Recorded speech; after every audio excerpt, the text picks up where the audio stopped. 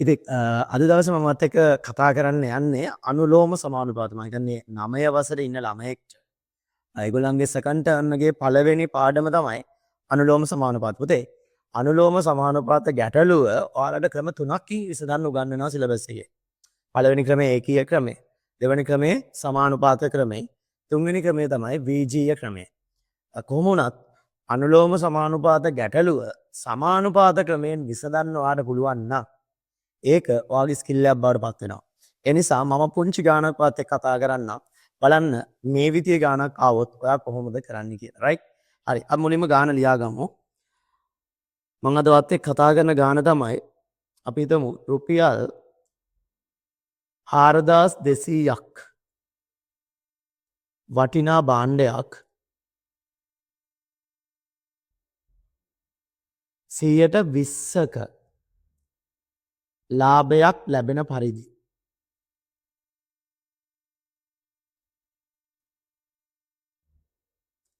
විකිණිය යුතු මිල කීයද?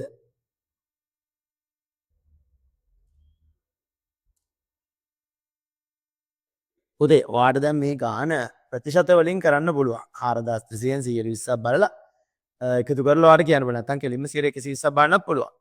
නමුත් සමානුපාත වලින් අපි බලමු මේ ගාන කොහොමද කරන්නේ කියලා. දැන් මුලින්ම අපි බලමු මේකේ වැදගත් කාරණා මොනවද? මේකේ වැදගත් කාරණා තමයි 4200ක් වටිනා භාණ්ඩයක්. ඒ කියන්නේ මේ ගත් මිල 4200. 120ක ලාභයක් ලැබෙනසේ අපෙන් අහන්නේ විකිණිය යුතු මිල. එහෙනම් මුලින්ම අපි තෝරගන්න ඕනේ පුතේ මේ අපි කතා කරන්න යන රාශීන් දෙක මොකද්ද? දැන් අනුලෝම සමානුපාතයක් කියන්නේ එකිනෙකට වෙනස් රාශීන් දෙකක් එකම අනුපාතයකින් වැඩි වෙනවා නම් අඩු වෙනවා නම් හරි ඒ රාශීන් දෙක අනුලෝම සමානුපාතක රාශීන් කියලානේ අපි ඉගෙනගෙන තියෙන්නේ. ඒතර මෙතනදී මේ කතා කරන රාශීන් දෙක මොකද්ද? ඔයාලට පේනවා දීලා තියෙනවා පුතේ විකුණුම් මිල, ගත් මිලනේ 4200කට තමයි අරන් තියෙන්නේ. ඒ වගේම අපෙන් අහනවා මොකද්ද? විකුණුම් මිල. එහෙනම් අපිට ගන්න වෙන්නේ රාශීන් දෙක විදියට ගත් මිල එක රාශියක් ගත්තේ කීයටද? එතකොට විකුණුම් මිල අනිත් රාශිය විකුණන්න කීයටද? දැන් මං චූටි හිස්තැනක් තියාගෙන රයිට් පුංචි හිස්තැනක් තියාගෙන ගත් මිල දාගන්නවා 4200ක්. හැබැයි අපි විකුණුම් මිල දන්නේ නැහැ. පුතේ දන්නේ නැත්නම් ගණන් වලදී අපි පාවිච්චි කරන්නේ x.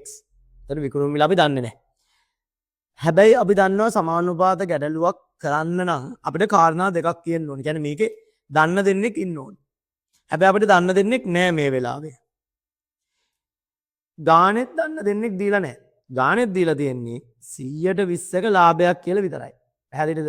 එතකොට මෙන්න මේ 120 ලාභය ඇතුලේ අපි හොයාගන්න ඕනේ කවුද ගත් මිල කවුද විකුණුම් මිල කියලා. එහෙනම් දැන් අපි කල්පනා කරලා බලමු 120ක් කියන එකේ තේරුම අදහස. ඒ කියන්නේ 100ක් නම් 20ක් ලාභයි. කියනවා ගත්තේ 100ට නම් ඔයාට රුපියල් 20ක ලාභයක් තියෙනවා. දැන් ඔයාගෙන් අහලා බලන්න ඔයා 100ට අරගෙන 20ක ලාභයක් ලැබෙන්න නම් ඔයා විකුණන්න ඕනේ කීයටද? එනවා දන්නවා 100ට අරගෙන 20ක ලාභයක් ලැබෙන්න නම් ඔයා විකුණන්න ඕනේ 120ට. එහෙනම් ඔන්න දැන් අපිට හම්බෙලා තියෙනවා පුතේ ඕක ඇතුලෙන් ඒ හෝඩුවාව. මොකද්ද හෝඩුවාව? ගත්තේ 100ට නම් විකුණන්නේ 120ට. එහෙනම් දැන් දන්න රාශීන් දෙකකුත් තියෙනවා. ඒ වගේම එක්කෙනෙක් දන්න එක්කෙනෙක් නොදන්න රාශියකුත් තියෙනවා. පැහැදිලිද? එහෙනම් දැන් අපිට මෙතනින් එහාට මේක සමානුපාත විදියට කරන්න පුළුවන්. දැන් බලා ගන්න පුතේ කොහොමද අපි සමානුපාත වලින් ගාන හදන්නේ කියලා. මුලින්ම ඔයාලට කරන්න තියෙන්නේ මේ ගත් මිල සමානුපාතයක් විදියට ලියා ගන්න. 100/4200. කලබල වෙන්න එපා සුළු කරන්න. සුළු කරන්න වෙලා තියෙනවා. ඊට පස්සේ විකුණුම් මිල අපි අනුපාතයක් විදියට ලියාගත්තොත් 120/x. එතකොට මේක සමානුපාතයක් නිසා දරුවෝ අපිට පුළුවන් මේක භාගයක් විදියට ලියා ගන්න. 100 බෙදීම 4200 සමානයි 120 බෙදීම x. දැන් ඔයාලට තියෙන්නේ ඔයාගේ සමානුපාත දැනුමෙන් ගොඩනගාගත්තු මේ සමීකරණය ඔයාගේ සමීකරණ දැනුමෙන් විසඳ ගන්න. ඒතර සමීකරණ දැනුමෙන් දැන් ඔයා x තනි කරන්න ඕනේ. දැන් ප්‍රශ්නයක් තියෙනවා. නොදන්න පදේ යටට ආවොත් අපි ආව උඩට ගන්න ඕනේ. එතකොට අපි ආව උඩට ගන්නේ එහා පැත්තට. නම් මේ වෙලාවේ අපිට හරස් ගුණිතය කරන්න පුළුවන්. මේ වෙලාවේ අපිට මොන ගුණිතය කරන්න පුළුවන්ද? හරස් ගුණිතය කරන්න පුළුවන්. හරහට ගුණ කරන්න පුළුවන්. පැහැදිලිද?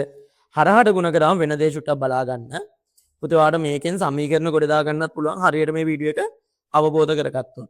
එතකොට මෙතන 100 හිටියා පුතේ x ඇවිල්ලා මෙයත් එක්ක වැඩි වෙනවා. එතකොට 100යි x සමානයි එහා පැත්තේ පුතේ 120 හිටියා වැඩි වෙනවා මේ හිටපු 4200 එහා පැත්තට ඇවිල්ලා.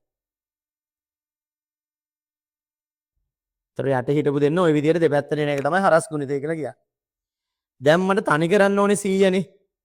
මට දැන් තනි කරන්න ඕනේ 100. එතකොට 100 තනි කරන්න නම් මේ 100 මෙතනින් අයින් වෙන්න ඕනේ නේ. මෙන්න මෙතනින් මේ 100 අයින් වෙන්න ඕනේ. එතකොට මට මේ 100 අයින් කරන්න තියෙන ක්‍රමය තමයි මම දෙපැත්තම බෙදනවා කීයද? 100. දෙපැත්තම බෙදනවා 100. එතකොට මොකද වෙන්නේ? මේ 100ට මේ 100 කැපිලා අපි බලාපොරොත්තු වෙච්ච x තනි වෙනවා. එහා පැත්ත දැන් සුළු කරන්න පුළුවන්. බිංදු දෙකට බිංදු දෙක පටස්. දැන් 120 42කින් සුළු කරන්න තියෙන්නේ පැත්තක වැඩි කරන්න. කොහොමත් මෙතන බිංදුවක් තියෙන නිසා දරුවෝ අගට බිංදුවක් එනවා. එහෙනම් 42 වැඩි කරන්න ඕනේ 12. දෙවරක් 2 4යි දෙවරක් 4 8යි. එක්වරක් 42 කියන්නේ 42යි. 4යි 8යි 2යි 10යි. එකක් ඉතුරුයි 5යි. එහෙනම් උත්තරේ එනවා 504යි.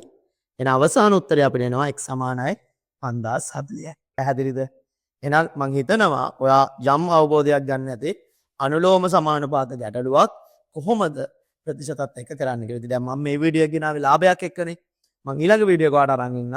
හදිස්සිය හරි වට්ටමක් දුන්නොත් අපි කොහොමද සමානුපාත වලින් වට්ටම් විසඳන්නේ කියලා. එහෙනම් හොඳට මතක තියාගන්න අනුලෝම සමානුපාත ගැටලුව අමාරු නෑ. විභාගෙදී ඔයාලට ලකුණු 5ක් 10ක් ලේසියෙන්ම ගන්න පුළුවන් ගැටලුවක්.